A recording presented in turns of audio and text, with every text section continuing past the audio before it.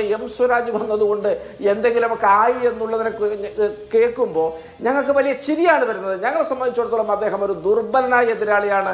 PV Anwar ഇടതു മുന്നണിയുടെ പിന്തുണയോടെ മത്സരിച്ചു എന്ന് നിങ്ങൾ സങ്കല്പിക്കുക. നടക്കാത്ത കാര്യമാണ്, എന്നാലും നിങ്ങൾ സങ്കല്പിക്കുക. അങ്ങനെയാണെങ്കിൽ പോലും എം സ്വരാജിന് കിട്ടുന്നതിനേക്കാൾ LDF വോട്ടുകൾ PV അൻവറിന് കിട്ടും. മാധു, നിങ്ങളുടെ ഈ ചർച്ചയുടെ തലവാചകം നിലമ്പൂർ ആര് ജയിക്കും എന്നുള്ളതാണല്ലോ. ഞാൻ അടിവരയിട്ട് പറയുന്നു, ആര്യാടൻ ഷൗക്കത്ത് നിലമ്പൂർ ജയിക്കും. എന്തുകൊണ്ട് ജയിക്കുമെന്ന് ചോദിച്ചു കഴിഞ്ഞാൽ ഇവിടെ നിലമ്പൂരിനൊരു പ്രത്യേകതയുണ്ട്. അത് ആശയപരമായൊരു രാഷ്ട്രീയത്തിൻ്റെ മണ്ണുകൂടിയാണ്. അവിടെ ഒരു സാംസ്കാരികവും രാഷ്ട്രീയവുമായ ഒരു പുരോഗമന പശ്ചാത്തലം പഴയ കാലം മുതലേ ഉള്ളൊരു മണ്ണാണ്. അവിടെ ഒരു ആശയപരമായ രാഷ്ട്രീയത്തിന് എന്നും മുൻതൂക്കമുണ്ട്. ഇവിടെ എന്തുകൊണ്ടാണ് ഉപതെരഞ്ഞെടുപ്പ് ഉണ്ടായത്? അൻവർ രാജിവെച്ചുകൊണ്ട്. അൻവർ രാജിവെച്ചത് എന്തുകൊണ്ടാണെന്ന് ചോദിച്ചാൽ CPM-നകത്തും ഈ ഭരണത്തിനകത്തുമുള്ള വലിയ തോതിലുള്ള തൻ്റെ അതൃപ്തി ഉയർത്തി പറഞ്ഞുകൊണ്ടാണ് അദ്ദേഹം രാജിവെച്ച് പുറത്തിറങ്ങിയത്. അപ്പോൾ ആ പറഞ്ഞ ആശയങ്ങൾ തീർച്ചയായിട്ടും നിലമ്പൂരിൻ്റെ അന്തരീക്ഷത്തിൽ തങ്ങി നിൽക്കുന്നുണ്ട്. അത്തരമൊരു സർക്കാരിനെ വിലയിരുത്തുന്ന ഒരു വോട്ട് ചെയ്യണമോ വേണ്ടയോ എന്നുള്ളതാണ് നിലമ്പൂരിൻ്റെ ഏറ്റവും പുതിയ വർത്തമാനകാല രാഷ്ട്രീയത്തിൽ നിലനിൽക്കുന്ന ഒന്ന്. അവിടെ തീർച്ചയായിട്ടും ആ രാഷ്ട്രീയം അൻവർ ഞങ്ങളോട് ചേർന്ന് നിൽക്കുക എന്നുള്ളതാണ് അൻവറിൻ്റെ മുമ്പിലുള്ളൊരു വഴി. കാരണം ആശയപരമായ രാഷ്ട്രീയമാണ് അദ്ദേഹം ഉയർത്തിയത്. അവിടെ ഐക്യജനാധിപത്യ മുന്നണിയുടെ വിജയത്തിന് സഹായകമായ നിലപാട് അദ്ദേഹം സ്വീകരിക്കുമെന്ന് ഞങ്ങൾ പ്രതീക്ഷിക്കുന്നു. ഒന്നാമത്തെ കാരണം. രണ്ടാമതായിട്ട് ഈ നിലമ്പൂരിനെ സംബന്ധിച്ചിടത്തോളം അവിടെ ഒരു കീഴാള രാഷ്ട്രീയം അഭിസംബോധന ചെയ്തുകൊണ്ടാണ് സഖാവ് കുഞ്ഞാലിയും ആര്യാടൻ മുഹമ്മദും ഒക്കെ ജനകീയ നേതാക്കളായി മാറിയത്.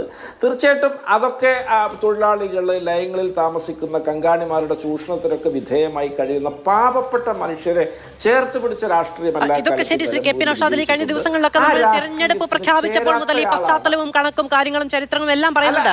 ഇന്നിപ്പോൾ ഒരു സ്ഥാനാർത്ഥി പ്രഖ്യാപിക്കപ്പെട്ട ദിവസമാണ്. അദ്ദേഹത്തെ കുറിച്ച്, നിങ്ങളുടെ എതിരാളികളെ കുറിച്ച് പറയൂ. നിങ്ങളുടെ എതിരാളിയെ കുറിച്ച് പറയൂ. അതായത് എം സ്വരാജ് എന്ന സ്ഥാനാർത്ഥി അവിടെ പ്രഖ്യാപിക്കപ്പെടുമ്പോൾ ഉണ്ടാകുന്ന മാറ്റം ദൃശ്യമാകുന്നുണ്ടോ?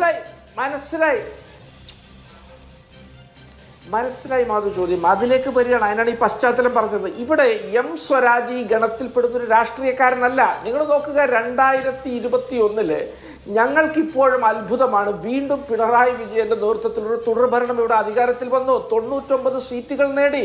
അന്ന് എറണാകുളം ജില്ലയിലെ കളമശ്ശേരിയിലൊക്കെ P രാജീവ് അട്ടിമറി വിജയം നേടുമ്പോൾ തൃപ്പൂണിത്തറയിൽ സ്വന്തം സീറ്റ് നിലനിർത്താൻ കഴിയാത്ത, സിറ്റിംഗ് സീറ്റിൽ തോറ്റ ചുരുക്കം CPM MLA-മാരിൽ ഒരാളാണ് എം സ്വരാജ്. അന്ന് അദ്ദേഹം അവിടെ യുവത്വത്തിന്റെ പ്രതിനിധിയാണ്. താരതമ്യേന മുതിർന്ന തലമുറയുടെ പ്രതിനിധിയായ K ബാബുവിനോട് തോറ്റ എം സ്വരാജിനെ സംബന്ധിച്ചിടത്തോളം അദ്ദേഹം നിലമ്പൂർ തന്നെ വർഷങ്ങളായിട്ടില്ല. ഈ കുഞ്ഞാലിയെ പോലെയുള്ള സഖാക്കളെ പരിചയിച്ച നിലമ്പൂരിലെ CPM-മാരെ സംബന്ധിച്ചിടത്തോളം എം സ്വരാജ് സ്വീകാര്യനല്ല. എങ്ങനെ എം സ്വരാജ് സ്ഥാനാർത്ഥിയായി എന്നുള്ളത് കൂടി നിങ്ങൾ അറിയണം. ഞങ്ങളുടെ UDF-ന്റെ ചെയർമാനെയും ജില്ലാ പഞ്ചായത്ത് സ്റ്റാൻഡിംഗ് കമ്മിറ്റി ചെയർമാനെയും ഒക്കെ അവസാന നിമിഷം വരെ CPM കാത്തുനിന്നു. അതുപോലെ തന്നെ മരിച്ച നേതാക്കളുടെ ഭാര്യമാരെ. ഇതൊന്നും നടക്കാതെ വന്നപ്പോഴാണ് ആദ്യമേ റിസർവ് ബെഞ്ചിൽ സൂക്ഷിച്ചിരുന്ന ഈ എം സ്വരാജിനെ ഇപ്പൊ കളത്തിലേക്ക് ഇറക്കി വിട്ടിരിക്കുന്നത്. ഞങ്ങളെ സംബന്ധിച്ചിടത്തോളം അങ്ങനെ എം സ്വരാജ് വന്നതുകൊണ്ട് എന്തെങ്കിലുമൊക്കെ ആയി എന്നുള്ളതിനെ കേൾക്കുമ്പോൾ ഞങ്ങൾക്ക് വലിയ ചിരിയാണ് വരുന്നത്. ഞങ്ങളെ സംബന്ധിച്ചിടത്തോളം അദ്ദേഹം ഒരു ദുർബലനായ എതിരാളിയാണ്. PV അൻവർ ഇടതു മുന്നണിയുടെ പിന്തുണയോടെ മത്സരിച്ചു എന്ന് നിങ്ങൾ സങ്കല്പിക്കുക. നടക്കാത്ത കാര്യമാണ്, എന്നാലും നിങ്ങൾ സങ്കല്പിക്കുക. അങ്ങനെയാണെങ്കിൽ പോലും എം സ്വരാജിന് കിട്ടുന്നതിനേക്കാൾ LDF വോട്ടുകൾ PV അൻവറിന് കിട്ടും. എതിരാളിയെ ദുർബലനായി കാണുക എന്ന് പറയുന്ന ഒരു പോരാട്ടത്തിന്റെ തുടക്കത്തിൽ എത്രത്തോളം നല്ലൊരു നയമാണ് എന്നുള്ളത് തെരഞ്ഞെടുപ്പ് നമുക്ക് കാണിച്ചു തരട്ടെ. എം സ്വരാജ് ഒരു ദുർബലനായ സ്ഥാനാർത്ഥിയായിട്ടാണ് UDF കാണുന്നത് എങ്കിൽ ശരി.